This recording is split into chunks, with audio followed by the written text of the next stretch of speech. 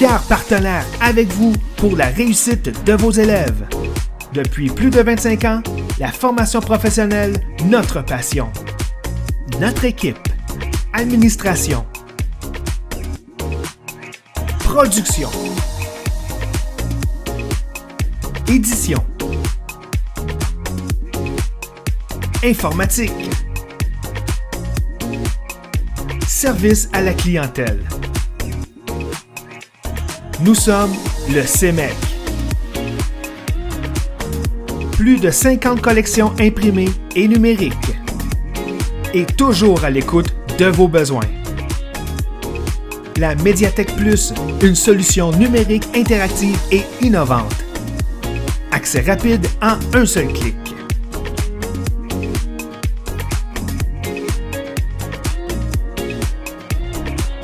Merci à nos collaborateurs et collaboratrices qui contribuent avec succès à notre mission.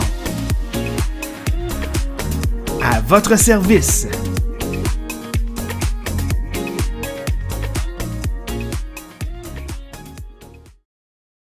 En 2016, la CNESST débute ses activités comme porte d'entrée unique en matière de travail. Les actions de la CNESST sont guidées par des valeurs fondamentales qui sont au centre de sa mission. Celle de promouvoir les droits et les obligations en matière de travail et en assurer le respect pour des conditions justes et équilibrées, respectant l'équité salariale et des milieux de travail sécuritaires pour les employeurs et les travailleurs d'aujourd'hui et de demain. Une organisation paritaire qui favorise la concertation entre les mondes patronal et syndical. Le paritarisme, c'est un dialogue social, une promesse d'engagement. Une organisation engagée en prévention et en sensibilisation auprès de tous les secteurs d'activité. Des services de qualité adaptés aux besoins des différentes clientèles, et ce, partout au Québec.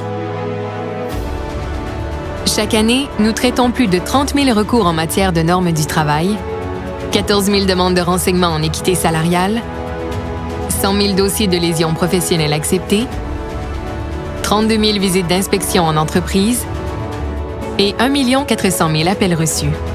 La CNESST continue à évoluer et à grandir, avec vous, pour créer des milieux de travail qui vous ressemblent et qui vous rassemblent, en s'adaptant à votre réalité et à vos besoins au rythme des avancées technologiques dans un marché du travail en constante évolution. Une organisation tournée vers l'avenir, mais surtout vers l'humain. Une organisation qui a également à cœur le bien-être des personnes qui y travaillent et qui offre à ses employés un milieu attrayant. Des hommes et des femmes qui participent pleinement à la croissance de la richesse collective du Québec. La CNESST, votre porte d'entrée unique en matière de travail.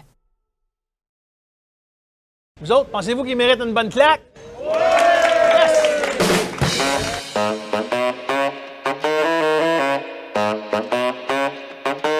Aujourd'hui, on découpe des mains en papier, en cachette, dans un centre de formation professionnelle. Non, c'est pas un cours de bricolage, là.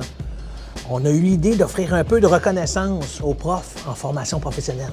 Avec leur connaissance et leur savoir-faire, ils sont devenus pratiquement comme des super-héros. On va aller leur offrir une claque dans le dos.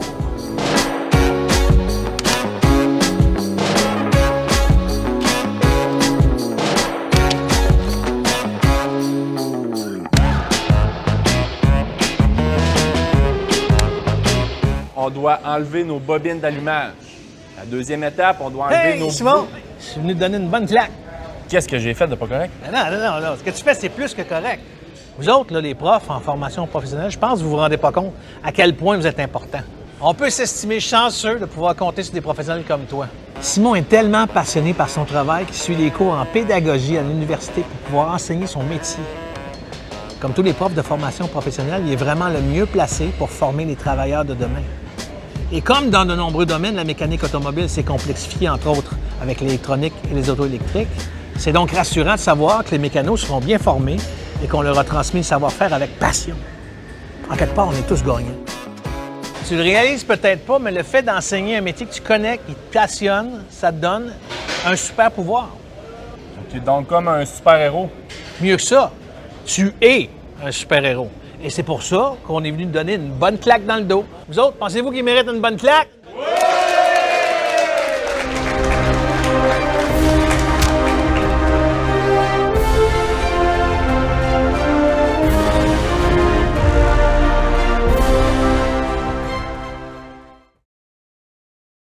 La SOFAD offre une variété de services professionnels et une équipe expérimentée en design et production de ressources d'apprentissage afin de répondre aux besoins des enseignants, des établissements scolaires et des organisations en matière de formation à distance, de formation en ligne et de formation sur mesure.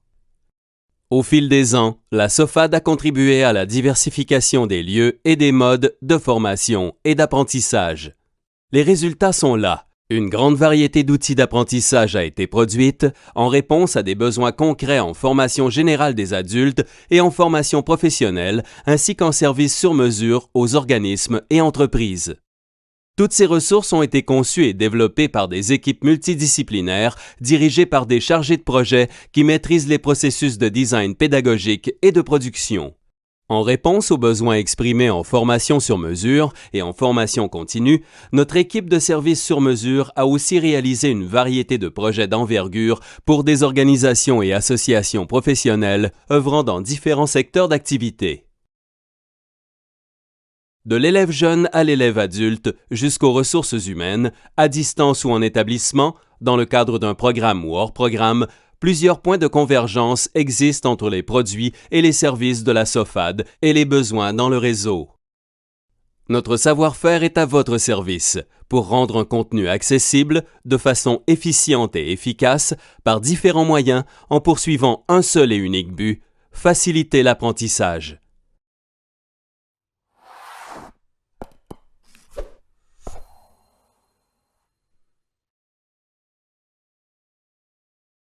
J'espère que vous allez tous bien. Merci d'avoir participé à cette journée. Merci aussi d'avoir choisi cet atelier. Ça me fait extrêmement plaisir d'être ici, de me présenter. S'il y en a qui ne me connaissent pas, bien, en fait, je pense que vous ne me connaissez pas beaucoup, mais je vais me présenter. Vous allez voir, je suis fort attachante. Je m'appelle Karine Jacques, je suis orthopédagogue pour l'accompagnement national des centres de formation générale des adultes et de formation professionnelle. C'est très long. Okay?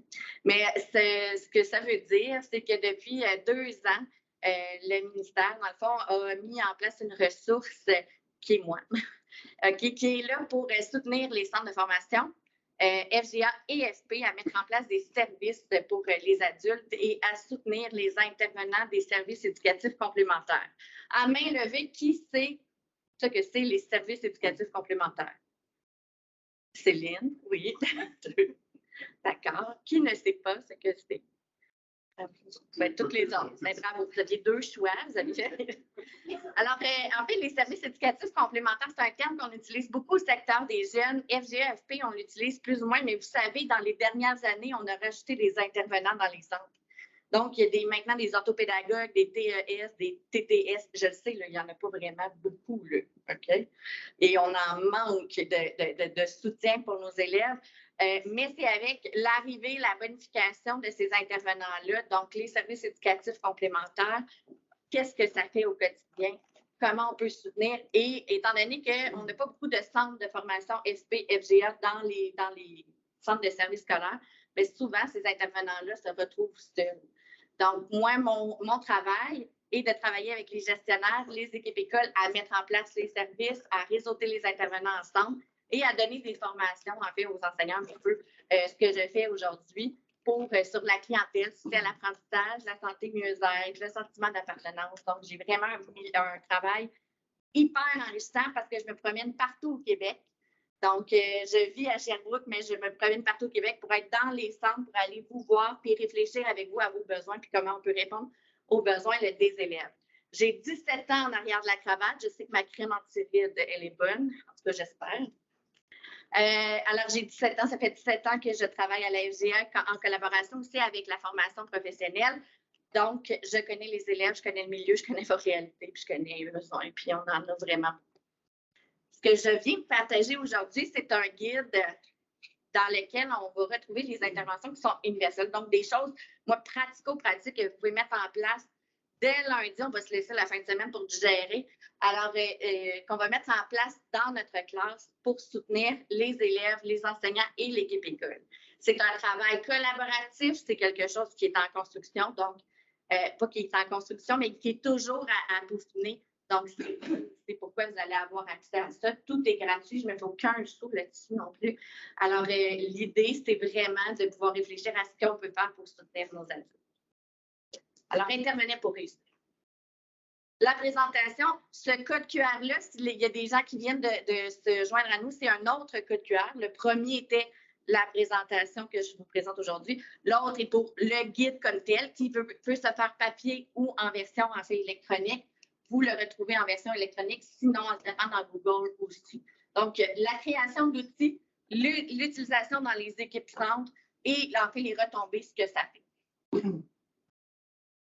Alors, la création d'outils, moi, ça fait 17 ans, donc je suis arrivée en poste tout fraîche de mon baccalauréat. Et là, on me demande, je suis la première orthopédagogue dans ce centre-là, et on me demande, peux-tu soutenir, dire qu'est-ce que c'est les troubles d'apprentissage, quoi que ce soit. Fait moi, super motivée. J'explique ce que c'est une dyslexie, j'explique ce que c'est un TDAH, parce que oui, en 2005, il y en avait aussi, en TDAH, tout ça. Alors, mais là, qu'est-ce qui arrivait, c'est que j'avais énormément de besoins et ce qu'on me disait, c'était, peux-tu l'aider, il est dyslexique. Peux-tu l'aider, c'est sûr qu'il y a une dysphasie. Peux-tu l'aider, il est TDAH. Donc, je me retrouvais à avoir beaucoup d'enseignants. On était beaucoup à détecter rapidement, en fait, des diagnostics qui n'étaient ou qui n'étaient pas, parce qu'on sait qu'avec notre clientèle, il y a énormément de gens qui ne seront jamais diagnostiqués. Alors, aussi avec la clientèle immigrante aussi. Donc, je ne sais pas qu'est-ce qui se passe. C'est correct, c'est pas moi. Parfait. Alors, je me retrouvais avec beaucoup de diagnostics, des faux, des vrais ou quoi que ce soit, mais très peu d'interventions, en fait, que ce qu'on pouvait faire avec ces élèves-là. Donc, ce qu'on voulait, c'était vraiment essayer de regarder ce qu'on pouvait faire au niveau des manifestations et des besoins. Donc, on a pris, en fait, un petit virage, puis au lieu de parler de diagnostic, on a parlé de catégorie de besoins. Donc, qu'est-ce que c'est un manque de l'attention? Qu'est-ce que je peux faire? Qu'est-ce que c'est avoir accès à un accès lexical moins développé? Qu'est-ce que je peux faire, en fait, en classe? Amener les enseignants à diversifier les interventions, puis aussi se dire, des fois, c'est de prendre conscience de ce que je fais et ce que je ne fais pas. Est-ce que vous l'avez téléchargé pour la plupart des gens, le guide? Est-ce qu'il y en a qui n'ont pas accès, qui ne l'ont pas téléchargé? Oui. Alors, dans le guide, je sais pas, je pense que je vais sortir dans ma présentation parce qu'en plus, je suis en différé. Alors, le guide, il est fait comme ceci. Comme tu te là. Alors, la table des matières. Donc, on voit que c'est vraiment pas par diagnostic, mais par catégorie de manifestation. Comment je le vois dans ma classe? Manque de motivation, il est impulsif, il y a un problème au niveau de la communication. Et là, chacune des catégories a une colonne de manifestation puis une colonne de stratégie. Les stratégies, ce sont des stratégies que je peux mettre en classe tout seul, sans plan d'intervention, sans plan d'aide à l'apprentissage, quoi que ce soit, est-ce que je peux réinvestir tout de suite en classe?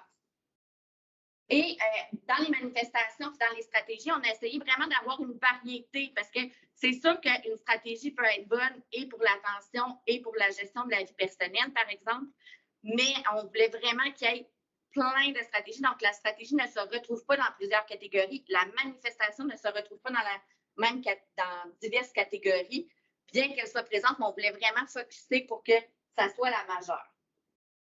Donc, vous allez avoir... Là, je ne veux pas vous donner mal au cœur. Ce n'est pas mon objectif, vous savez. Donc, c'est comme ça pour plusieurs catégories de manifestations. Donc, ce qu'on voulait par cet outil-là, ce qu'on veut encore, parce qu'on l'utilise plusieurs centres, alors cet outil-là, je vais vous le dire, là, il a été créé, entre autres, il est parti du centre 24 juin, il est parti du CS Laval, il est parti du CS Rivière-du-Nord. Donc, on a pris tout ce qui existait, puis on a comme ramassé ce qui était le meilleur pour essayer de faire un guide qui répondait à nos besoins. C'est plus de 30 centres qui l'utilisent au Québec, en fait, Intervenir pour réussir, qui a mis en place des structures de consignation, de référence aux intervenants, de bonification et qui amène les élèves aussi à se connaître. Vous savez qu'en formation professionnelle, il y a un cours qui peut se donner qui s'appelle EVR. Est-ce qu'il y a des cours il y a des centres qui offrent les cours EVR? Donc, vous allez commencer. Donc, ce sont des cours, en fait, pour donner des outils aux élèves. C'est un partenariat que la FGA et la FP font. Ça donne des crédits secondaire 5. Donc, il y en a qui viennent pour une double diplomation. C'est super bien.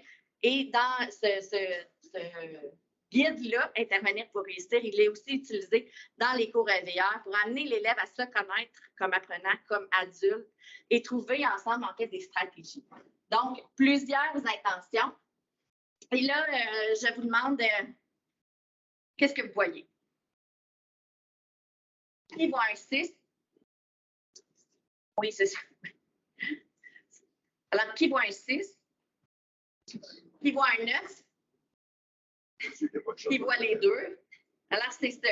Alors, l'idée en arrière de ce guide-là, c'était vraiment, en fait, de développer un vocabulaire qui est commun. Parce que il n'est pas motivé. Qu'est-ce que c'est? Est-ce que c'est une manifestation ou c'est une impression?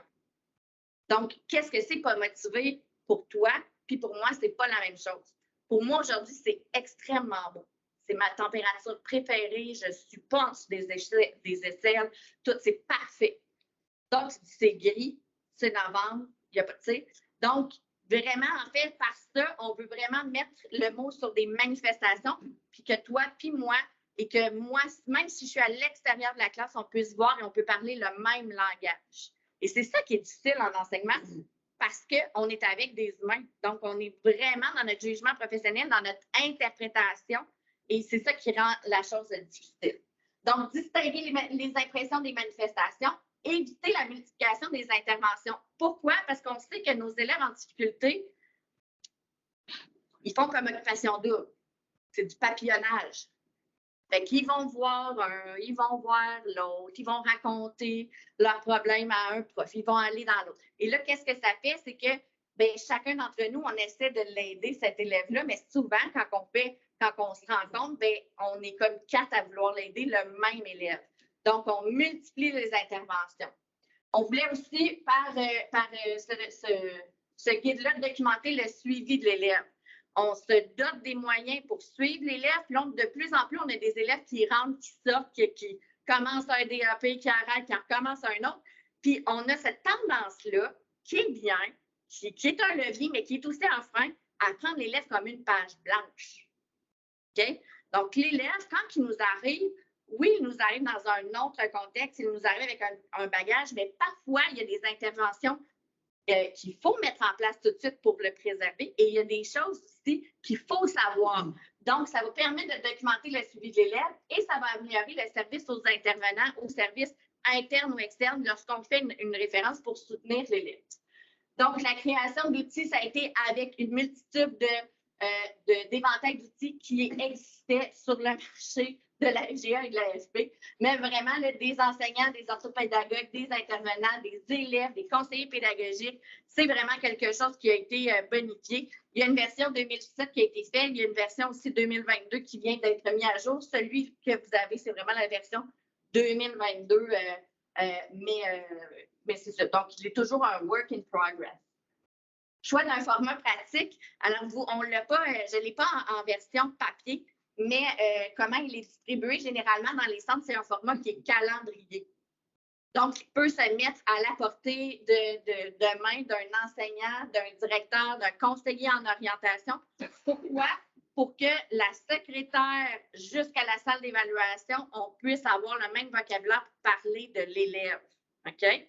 Et c'est ça qu'il faut voir. Il y en a qui ont fait même des formulaires TOSCA, il y en a qui l'utilisent, ou Mosaïque, mais pas dépendamment de l'outil. Là, on est dans une transition, mais qui ont fait leur formulaire avec les manifestations qui sont accrochées, avec les interventions qui sont accrochées à partir de l'outil.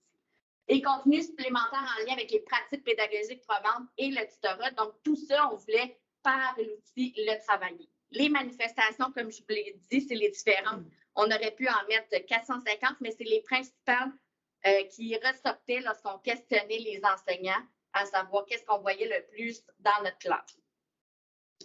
Alors, à mes dépens, Est-ce qu'il y a un Marc? Une Louise? Une Josée? OK, vous, monsieur? Kevin. Bon, Kevin. J'essaie.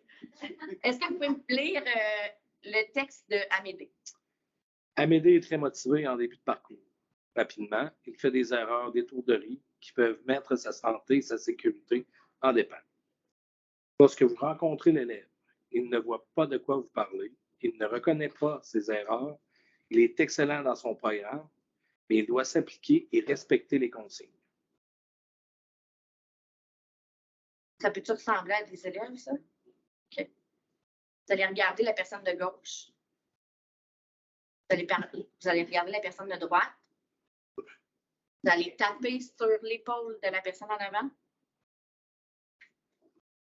Vous allez saluer la personne en arrière. Je vais vous laisser un 3 minutes pour regarder avec le cas d'Amédée Pan. Actuellement, qu'est-ce qui se passerait dans votre centre avec Amédée Pan? Qu'est-ce qu'on ferait pour lui? Qu'est-ce qu'on mettrait en place pour lui?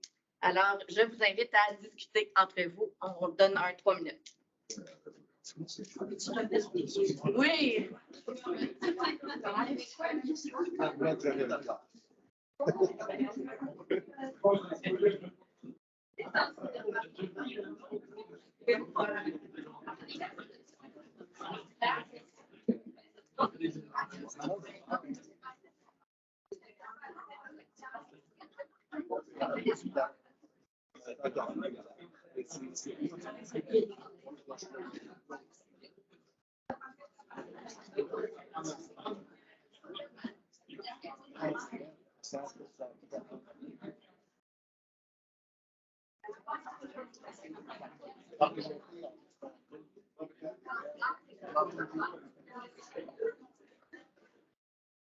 Il y a deux compétences de base.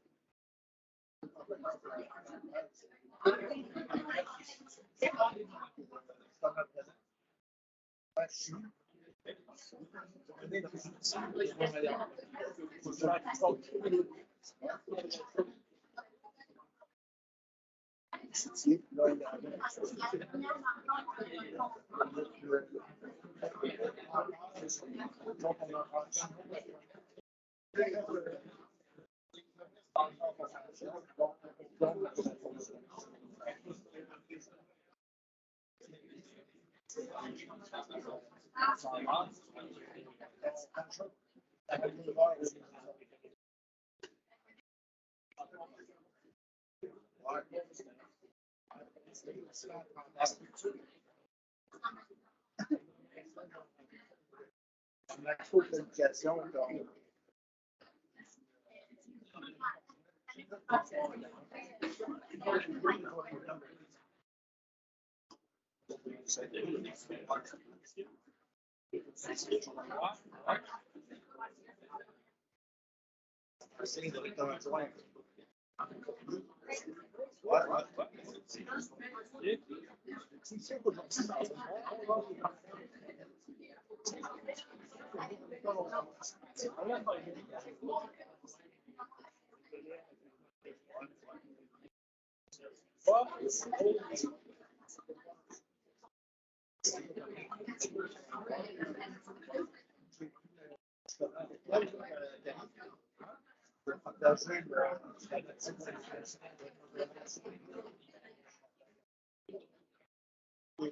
de conseil judiciaire.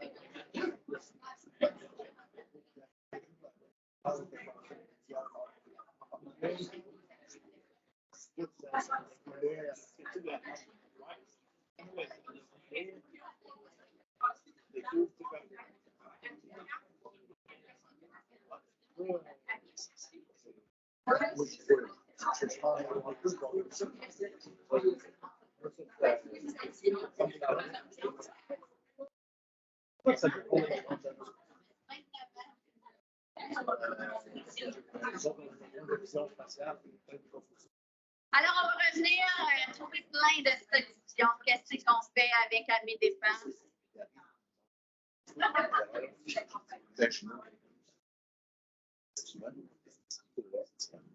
Est-ce qu'il y en a qui ont des pistes? Il y a plusieurs choses à travailler avec à mes dépens. Hein. Ça, c'est le fun, parce que je pourrais me servir de l'outil pour travailler la gestion de la vie personnelle, la gestion de l'impulsivité. Puis, tu sais, ça, c'est super. Puis, il n'y a pas une ou deux bonnes réponses possibles. Ça dépend de l'angle que l'on voit, parce qu'effectivement, je peux le prendre de « il ne se voit pas aller ». Fait que même si je le rencontre, qu'il y a une difficulté là, je peux le dire, oui, mais il met sa santé, sa sécurité. Fait que je n'interviendrai pas 5-6 fois là, avant de faire quelque chose. T'sais? Mais est-ce que je vais rencontrer la direction tout de suite? Il est peut-être intoxiqué. C'est tout ça que je peux faire. Donc, il y a plusieurs choses. Puis ça, c'est hyper riche de travailler des études de cas, des vignettes cliniques qui sont des cas semi-fictifs. Là. On va... Oui, mais c'est ça. J'ai changé le nom. Mais on avait des... C'est ça, j'ai juste changé le nom. Mais est-ce qu'il y avait des choses qu'on pouvait faire? Actuellement, qu'est-ce qui se passerait dans votre centre pour mes dépens? Dites-moi pas rien, s'il vous plaît. Merci. Mon boss, c'est pas là. Votre boss, c'est pas là. Oui. Oui. Excellent. Donc, on appellerait quelqu'un. Oui, excellent. Sur quel angle? Est-ce que c'est pour l'introspection, la santé, sécurité, Excellent. Donc, dans le fond, de prévention, puis de regarder. Oui, madame?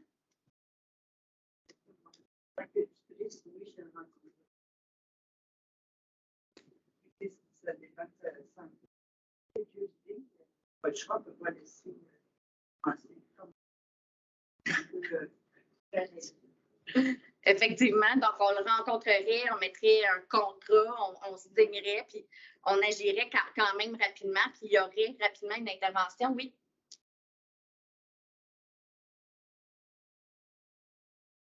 Donc, c'est une situation qui aurait un danger, puis demander, tu ne peux pas t'identifier le danger, mais tu n'es pas vu le pointer, mais l'activité de l'enfant de la classe, c'est important. C'est une activité pour lui. Tu n'es pas capable de reconnaître les dangers dans différentes situations. Ben oui, c'est parfait. Mais moi, je trouve ça super intéressant parce que là, on est vraiment au niveau de la pédagogie. Fait que, on peut agir au niveau du comportement, on peut agir au niveau du tutorat. Dans le fond, quand on fait une rencontre puis on établit un plan de match, on peut aller au niveau de la pédagogie. Qu'est-ce que je mets en place? Qu'est-ce que je fais comme activité? Fait qu'il y a plusieurs angles d'attaque qu'on peut faire. Au départ, peut-être une intervention justement juste avec un enseignant qui est arrivé à l'incident. Après ça, ça se reproduit ou même une deuxième intervention, 2 enseignants là, pour vraiment démontrer la problématique. Parce que là, je pense à notre cas que nous on a. Et puis, on a même été jusqu'à l'intervention avec la directrice et on a dû le suspendre. Ben oui. On a dû le suspendre, il est revenu par la suite, mais on a toujours eu quand même thématique, mais ça n'a jamais été complètement réglé. Oui, c'est ce candidat-là, ça n'a jamais été complètement. Puis en même temps, c'est parce qu'il y avait une historique, puis parce que vous avez noté, puis il est revenu. C'est drôle parce qu'aujourd'hui, c'est drôle qu'on parle de lui, parce qu'on a eu des nouvelles de lui cette semaine. Oui. Puis ça va super bien son travail. Ça va super bien. Je pensais qu'il était rendu votre collègue. Là, maintenant, il est rendu collègue. Là, ça va super bien son travail. Il fait des belles productions. Puis, peut-être qu'on a eu de l'impact dans toutes les interventions qu'on a faites. Peut-être que non. Mais moi, aujourd'hui, on est content.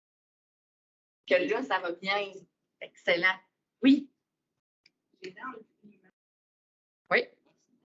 Plus le voir, puis qu'on puisse en même temps échanger sur montrer spécifiquement c'est quoi le Parfait. Puis on est encore dans une pratique pédagogique, tu sais. Fait qu'il y a vraiment plein de choses, mais fait que là, c'est actuellement, qu'est-ce qu'on ferait? On pourrait aussi se poser la question qui était, on ne fera pas, mais idéalement, qu'est-ce qui se passerait dans votre centre? Mais là, puis encore là, de graduer les interventions avec mes dépens. Donc, il y en a qu'on pourrait dire, au lieu de tout mettre en place tout de suite, on pourrait faire ça, puis ensuite faire ça, puis ensuite aller voir la psycho-aide, tout ça. Parce que souvent, devant un cas, et quand on en parle ensemble, on est, tu sais, c'est l'intelligence collective, là. On se trouve plein de stratégies. Mais ce qu'on veut comme enseignant, c'est que nos stratégies fonctionnent souvent. Fait que souvent, quand on parle de cas en rencontre, On se donne 4-5 trucs, puis on veut les essayer, les 4-5 trucs. Avez-vous déjà essayé d'apprendre 4-5 affaires en même temps? Bon, mais moi, je réussissais quand j'étais jeune, mais un peu moins, là, tu sais. Fait que c'est important de regarder qu'est-ce que je vais mettre en place et qu'est-ce qui fonctionne, puis qu'est-ce qui ne fonctionne pas. Puis d'aller chercher les ressources. Donc, c'est vraiment de regarder qu'est-ce qu'on peut faire. C'est ce que on permet, en fait, le guide, et c'est ce qui est riche dans une équipe centre, et de travailler interdiscipline, interprogramme pour regarder nos différentes situations, puis aller chercher l'expertise de tous et chacun. Intervenir pour réussir en l'implantant en fait dans un centre, ce que ça fait, c'est que ça permet en fait aussi de regarder quelle est la place des services complémentaires là-dedans. Ça permet de faire du dépistage. Donc, de rapidement aller identifier mes élèves qui sont à risque. Parce qu'on sait, ça va vite. Et les recherches ont montré que c'est près d'un élève sur 4 dans les 8 premières semaines qui va abandonner le cours. Fait que si on peut, il va toujours y avoir des abandons puis des absences là, en SP, là, on ne se leurre pas. Là. Mais si on peut mettre en place des choses pour les dépister puis mettre en place un filet de sécurité, bien, ça va être en fait tant mieux. Identification des besoins. Donc, on n'identifie pas des diagnostics. J'identifie des besoins. Parce que qu'est-ce que c'est un besoin? C'est la différence entre ma situation actuelle et ma situation souhaitée. Il est supposé être à l'heure, il n'arrive pas à l'heure, il y a une notion de besoin. OK? Une dyslexie, ce n'est pas un besoin. La différenciation pédagogique, comme on a vu avec plusieurs activités, se filmer, présence des intervenants, en fait, en classe, qu'est-ce que, au lieu de dire, oui, bien, OK, bien là, la psychoïde, il faut vraiment qu'elle voie, là. Puis d'aller à un intervenant qui est externe, puis on sait que nos élèves ne veulent pas tant voir d'intervenants ou ils veulent toutes les voir. OK? Mais la première étape d'un intervenant, c'est de regarder qu'est-ce que je peux faire pour que le laisser en fait en classe.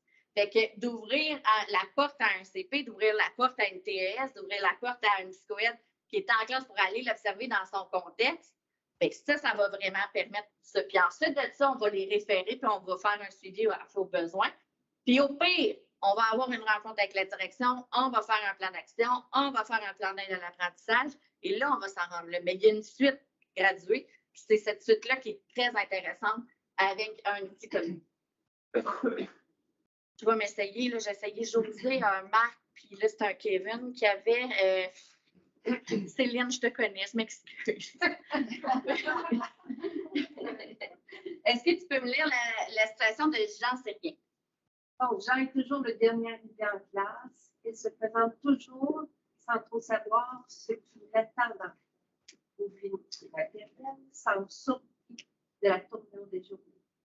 En classe, il gribouille toujours et vous avez l'impression qu'il ne vous écoute pas. Il ne pose pas de questions et son évolution est difficile à lui connaître. On dirait qu'il a une patate chaude dans la bouche. Sa motivation n'est pas très palpable. Est-ce que dans cette étude-là, étude de cas-là, il y a des impressions? Dites-moi oui, s'il vous plaît. Vous allez avoir la réponse. Oui, on dirait. Oui. On a l'impression qu'il ne nous écoute pas. Oui, effectivement. Perception. On a des perceptions. Est-ce qu'il y en a d'autres? Il y en a plein. Il y en a 7, là. Mais... Sans trop savoir. Sa motivation. Comment tu calcules ça, toi, une motivation? Moi, je cherche la solution. 2,5, 3. Il semble surpris de la tournure des journées. Semblait surpris. Il n'est pas attentif. Il gribouille tout le temps. Excellent. Gribouiller, c'est dessiner, gribouiller, s'il tient un crayon, il tient un crayon dans ses mains, mais il est dans la lune. Ça veut dire quoi, il est dans la lune, tu sais? Fait que, il aime ça voyager, aussi, mais... il y a une patate chaude dans... Tu sais, ça, là, c'est tout... Peut-être que c'est vrai. Je ne sais pas quelle intervention je ferais. Ça pourrait Mais, tu sais, il n'est pas motivé, il n'y a pas d'affaires. C'est tout vocabulaire comme enseignant ou comme intervenant qu'on a tous entendu dans notre centre. Puis, qu'est-ce que ça fait, ça, ce vocabulaire-là? Ça renforce les stigmatismes. OK? Puis de dire que quelqu'un n'est pas motivé, bien, qu'est-ce que tu veux que je fasse? De me dire qu'il arrive 10 minutes en retard, 20 minutes en retard, ah là, je peux t'aider, OK? Mais en retard, il est tout le temps en retard, mais il est en retard de 10 minutes ou il est en retard d'1 heure et demie? C'est pas pareil. Fait que de regarder c'est quoi les manifestations observables pour s'assurer que monsieur et monsieur voient la même chose, pas font la même chose, mais puissent percevoir la même chose. Ça, c'est ce que ça fait. Qu'est-ce qu'on ferait pour Jean? Dans le clavardage aussi, vous pouvez. Mais déjà, pour ouvrir le dialogue avec les Oui. C'est là. C'est comprendre son point de vue, son point de vue par rapport à fait qu'on perçoit une démotivation, mettons, c'est quoi la raison? Peut-être qu'il est fatigué, peut-être qu'il travaille beaucoup, peut-être que c'est peut-être juste ça, c'est peut-être pas nécessairement qu'il n'est pas motivé à être. Oui, donc, on peut demander ce que l'élève voit de la situation. Parce que pendant longtemps, j'ai trouvé des élèves en difficulté, mais pour eux autres, c'était leur première réussite. Ils passaient, mais ils passaient trop, le Seigneur. Vas-tu passer sa prochaine compétence? Mais pour eux autres, c'est la première fois. Fait qu'eux autres, ils n'étaient pas tout en difficulté, là. Fait que de regarder c'est quoi la perception de l'élève, c'est la première chose. De dire aussi qu'est-ce qu'on perçoit de lui, qu'est-ce qu'on comprend de la situation. C'est aussi la première chose de notre point de vue. Donc, ce que je comprends, moi, j'ai l'impression que, mais juste de dire j'ai l'impression que, au lieu de t'es comme ça, c'est différent comme intervention. C'est beaucoup moins confrontant. Mais là, je ne vous apprends rien quand on fait des messages au juste, toujours mieux. Là, communication 101.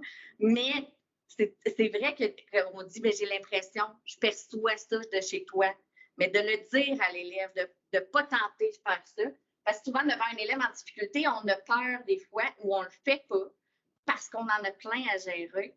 Mais l'idée, c'est qu'après ça, quand on sort de la classe, c'est que la situation se transforme en parlant, puis elle peut envenimer l'élève, envenimer les collègues, parce qu'on sait qu'il y a beaucoup d'enseignants qui vont passer avec l'élève dans le courant de son programme. Il y aurait d'autres choses que je pourrais faire donc je pourrais agir au niveau de la motivation, je pourrais agir au niveau de l'élocution. Je pourrais aussi questionner quelqu'un, est-ce qu'il y a, ou questionner l'élève, est-ce qu'il y a un diagnostic, est-ce que, tu sais, y a-t-il quelque chose au niveau de l'élocution qui est là? Est-ce qu'il se sent bien dans la classe aussi? Est-ce que d'autres choses? Qu'est-ce qu'il a compris? Valider? Je disais qu'ils oublient du matériel, parce que quand ils oublient leur matériel, oui. On dirait que je ne sais pas quoi faire pour le réveiller. Est-ce qu'il ne les oublie pas? Il a besoin d'un coffre de couteau, il a besoin de son livre avec les recettes. Et des fois, ça traîne dans la classe. Donc, quand il arrive dans la classe, il ne les a pas laissés dans sa carte ou dans son char. Ça, c'est excellent parce qu'en plus, c'est pas juste urgent. Non. C'est vraiment beaucoup. Ouais. C'est quoi les conséquences de ça? Qu'est-ce qu'on peut mettre en place? Qu'est-ce que les pairs aussi peuvent mettre en place? Parce qu'il y a des choses que pour aider les gens, c'est pas juste le prof qui peut faire, c'est les autres élèves. Je ne sais pas si vous savez que l'enseignement par les pairs, c'est 90% d'efficacité. Puis le prof, c'est 70%. Fait qu'on a un peu moins d'impact que les autres. Mais que les autres leur rappellent des oublis, ça peut avoir plus un impact. Puis surtout que quand il y en a à 16 puis quand il y en a à 60, généralement, on voit ça. Donc, le soutien direct et indirect à l'élève. Donc, on peut voir aussi si on a une TES dans l'école, qu'est-ce qu'elle ferait avec l'élève, qu'est-ce qu'elle pourrait faire aussi avec l'environnement de la classe. Qui serait la meilleure intervenante pour soutenir l'élève dans un cas comme j'en sais rien? Bonne question. Un orthophoniste peut-être pour son problème d'élocution, mais c'est bien rare les orthophonistes en FP. Oui.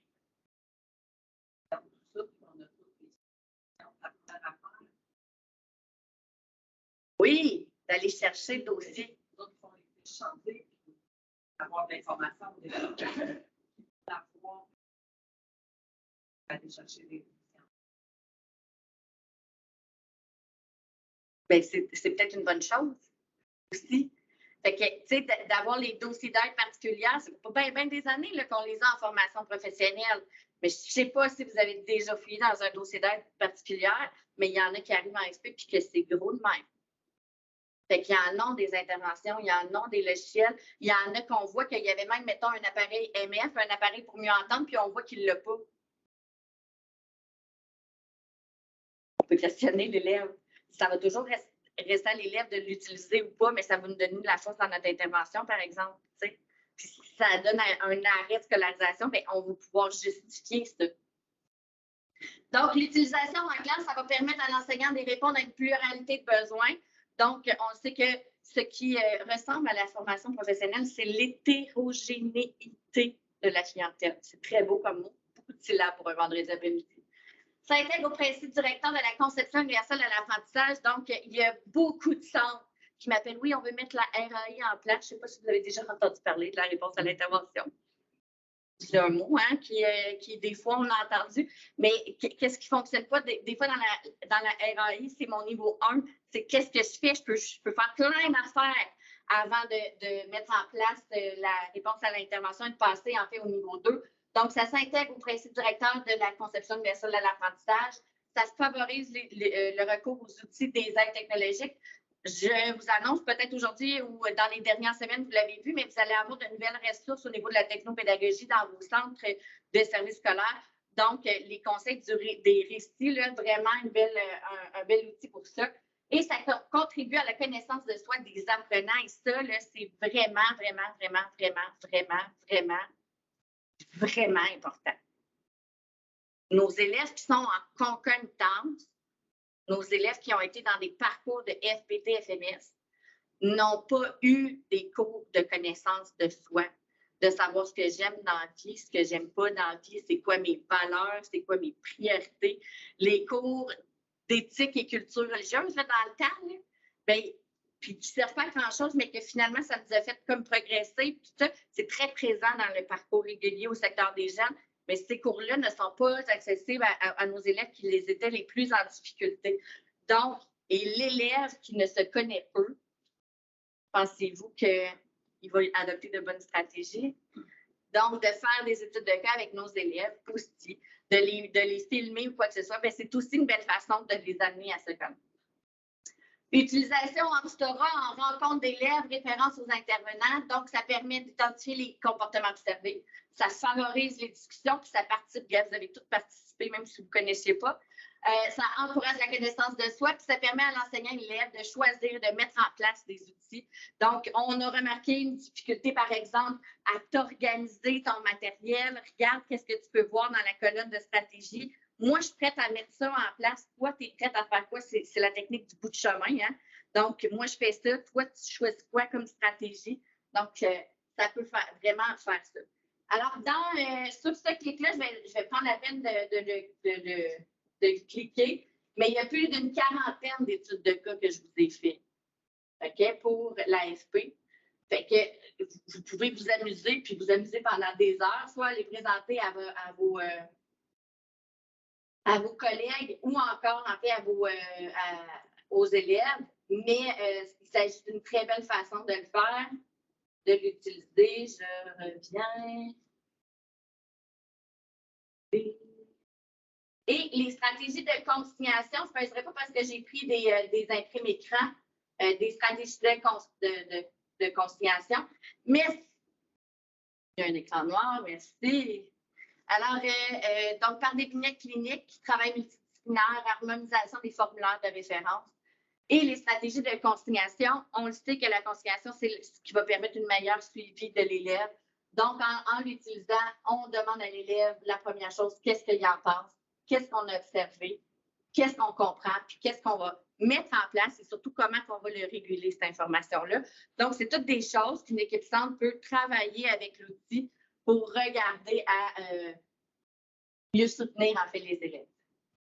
Et là, lorsqu'on identifie c'est quoi les manifestations, c'est quoi les interventions de base en fait que je peux faire, là, on peut aller travailler avec les troubles d'apprentissage, les besoins de la clientèle, parce qu'on sait qu'il y a plusieurs besoins.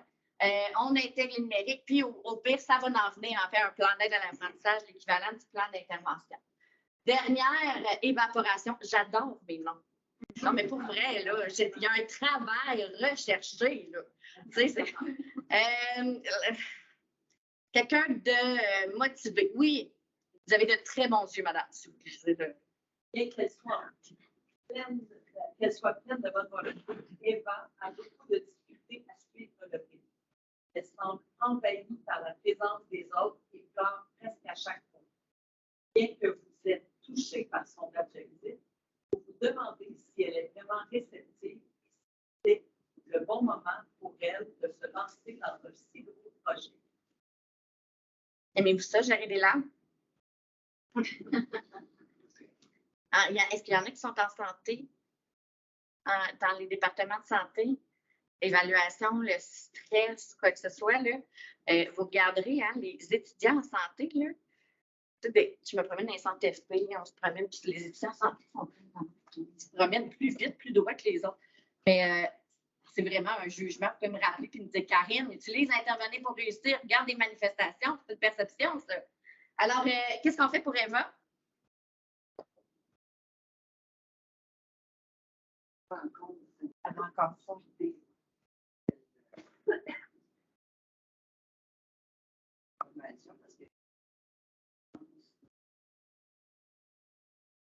Pas le bon moment pour commencer une formation. Oui.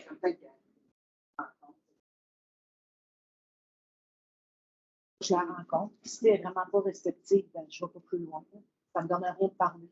Ça ne me donne rien de parler. Comment on voit que la personne n'est pas réceptive? Quand elle ne veut rien savoir, quand elle ne te regarde pas, elle fuit. Tu vois qu'elle veut sacrer son camp plus que le respect là. Mm-hmm.